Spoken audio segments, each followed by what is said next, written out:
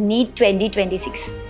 ഈ ഒരു എക്സാം ഹോളിൽ പോകുന്ന മുമ്പേ ഈ ഒരു നിമിഷം നിങ്ങൾ ശരിക്കും ആലോചിക്കാനുള്ളത്, ഈ എക്സാം എത്ര പാടായിരിക്കും, ഇനി എനിക്ക് പാടാവുമോ കിട്ടില്ലയോ എന്നുള്ള ആൻസൈറ്റി ഒക്കെ വിട്ടുമാറ്റി ഈ ഒരു വർഷം എൻ്റെ ജേണിയിൽ ഞാനൊരു ഫുൾ ജസ്റ്റിസ് ചെയ്തിട്ടുണ്ട് അല്ലേ?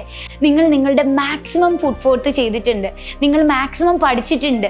അങ്ങനെ പഠിച്ച നിങ്ങൾക്ക് വളരെ കുറച്ച് സമയം കൂടിയേ നമ്മുടെ മുന്നിൽ ഇനി ബാക്കിയുള്ളൂ.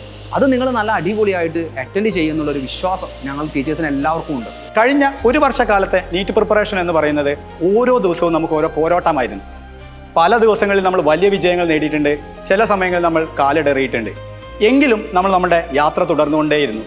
അതാണ് നമ്മുടെ കൺസിസ്റ്റൻസി എന്ന് പറയുന്നത്.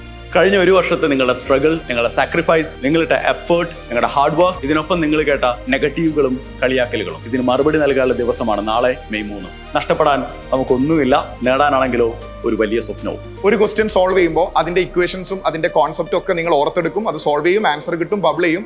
അടുത്ത ക്വസ്റ്റിലേക്ക് പോകുമ്പോൾ തൊട്ട് മുന്നേ ചെയ്ത ക്വസ്റ്റ്യൻസിന്റെ കംപ്ലീറ്റ് കാര്യങ്ങളും മറന്നു കളയണം.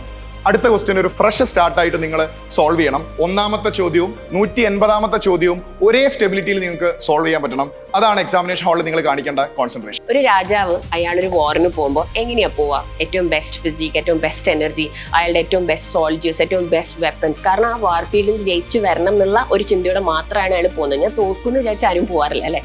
അതേപോലെ തന്നെ tomorrow is your war.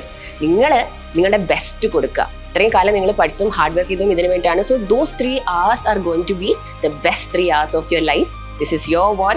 Give it your best. വേറെ ഒന്നും ആലോചിക്കേണ്ട. റിസൾട്ട് അതൊക്കെ പിന്നീടാണ്. You going to do this, you going to win this. നമ്മുടെ ഈ ഒരു വർഷത്തെ ജേർണി വളരെ സക്സസ്ഫുൾ ആയിരുന്നു. സോ ഇനി ആരും ടെൻഷൻ ആവരുത്.